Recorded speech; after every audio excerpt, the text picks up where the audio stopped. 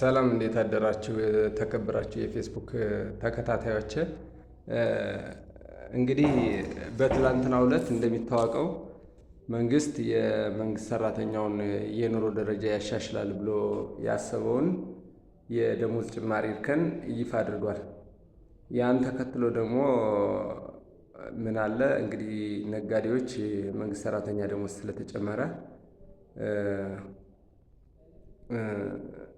እኛም በዋጋዎች ማለት በእቃዎችና በአገልግሎቶች ላይ የዋጋ ጭማሪ ማድረግ አለብን ብሎ የሚያስብ ስግብግብ ነጋዴ አለ ማለት ነው። ያን ተከትሎ እንግዲህ የመንግስት ሰራተኛውም ሆነ በዝቅተኛ ደረጃ ላይ የሚኖረው ወይም ደግሞ ዝቅተኛ የኑሮ ደረጃ ያለው የዚህ የኑሮ ውድነት የመታው በሚባል ደረጃ ያለው ህዝብ ነጋዴዎች የዋጋ ጭማሪ እንዳያደርጉ ምን ማድረግ አለበት ወይም ደግሞ እንዴት መከላከል አለበት የሚለው ነገር ባጭሩ እስኪ ዛሬ ወደ ይዤ ቀርቤያለሁ ማለት ነው። ደሞዝ ጭማሪን ተከትሎ የሚመጣን የዋጋ ጭማሪ እንዴት መከላከል ይችላል?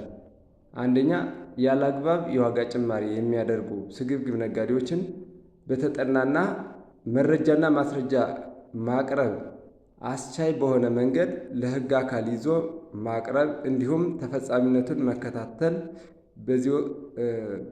በዚህ ወቅት የሚደረጉ አሻጥሮችን ለይቶ ማወቅ፣ ያ ማለት ከህዝብ ይልቅ የራሳቸውን ጥቅም አስቀድመው ከነጋዴ ጋር በገንዘብ ተደራድሮ ነገር ሊቀይር የሚችል አካል ጥቆማውን አይቶ እንዳላየ እንዳያደርግ ወይም እንዳያልፈው ማለት ነው።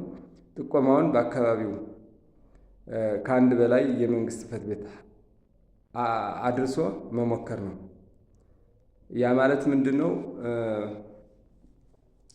እንግዲህ ለአንድ ጽሕፈት ቤት ብቻ ብትነግረው ወይም ደግሞ አንድ ይመለከተዋል ላልከው የጽሕፈት ቤት ኃላፊ ብትነግረው ያን ጉዳይ ደብቆ ባየ እንዳላየ አልፎ ከነጋዴዎች ተደራድሮ ጥያቄህ እንዳልቀረበ ተሸፍኖ እንዳይቀር ለማለት ነው።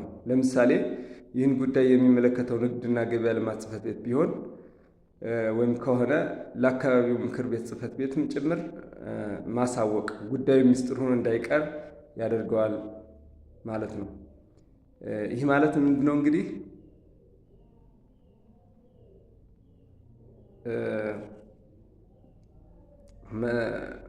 ያ ቅድም እንዳልኩት የንግድ ጽሕፈት ቤት ደብቆ ወይም ደግሞ ያ በግል ጥቅሙ ተደልሎ የሚያስቀረው አይነት ነገር ቢሆን ምክር ቤቱ የሚያውቀው ከሆነ ግን የታደረስከው ብሎ ስለሚጠይቀው በዛ አጋጣሚ ውዴታውን ኃላፊነቱን ይወጣል ማለት ነው። ሁለት ምንድነው? በመንግስት የተቋቋሙ የማህበራት ጽሕፈት ቤት ተጠሪ ምርት አቅራቢዎች ወይም ደግሞ አገልግሎት አቅራቢዎችን ምርትን በገፋ እንዲያቀርቡ በማድረግ የነጋዴውን የመሸጥ ምጣኔ ቀንሶ የኑሮ ውድነቱን ጭምር መቀነስ ማለት ነው። ወይም ደግሞ እንዳያድግ መከላከል ማለት ነው። ያ ማለት ምንድነው?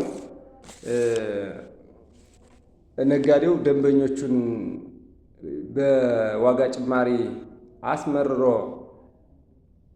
ሲይዝ የማህበራት ጽሕፈት ቤት ተጠሪዎች የሚያቀርቡ ከሆነ እቃዎችን ያን ነጋዴ ጥሎት ወደ የት ነው የሚሄደው? ወደ ማህበራት ጽሕፈት ቤቶች ንግድ አቅራቢዎች ማለት ነው። ምክንያቱም እነሱ በመንግስት የተቋቋሙ ሊሆን ይችላሉ ወይም ደግሞ በማህበረሰቡ የተቋቋሙ ሆነው ግን ዋጋዎችን ማለት ነገሮችን በተመጣጠነ መንገድ ማቅረብ የሚችሉ ከሆነ በዋጋ ደረጃ በጥራት ደረጃ እኩል ከሆነ ነጋዴው የዋጋ ጭማሪ ቢያደርግ ቫልዩለስ ለማድረግ ወደ ማህበራቱ ይሄዳሉ ማለት ነው።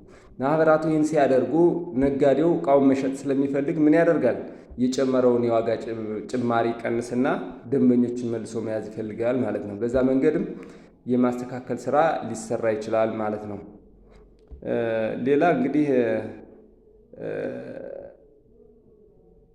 የመንግስት ሰራተኛ ብቻ አይደለም በዚች ሀገር የሚኖረው።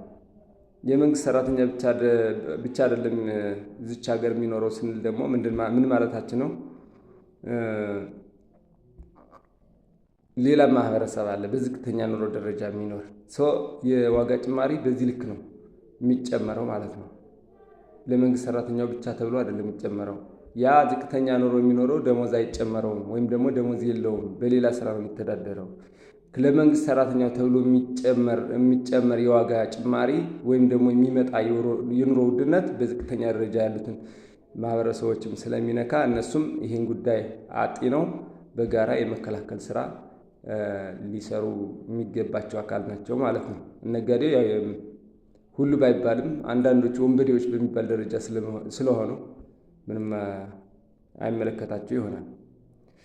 እኔ የምለው ይሄንን ነው። እንግዲህ ስላዳመጣችሁኝ አመሰግናለሁ። ቀሪ ሀሳብ አስተያየታችሁን ደግሞ ምክንያቱም ይሄ ብቻ መፍትሄ ስላልሆነ ሌላም የመፍትሄ አካል ስለሚኖር እስቲ በኮሜንት መስጫው ላይ አስቀምጡልኝ እላለሁ። አመሰግናለሁ።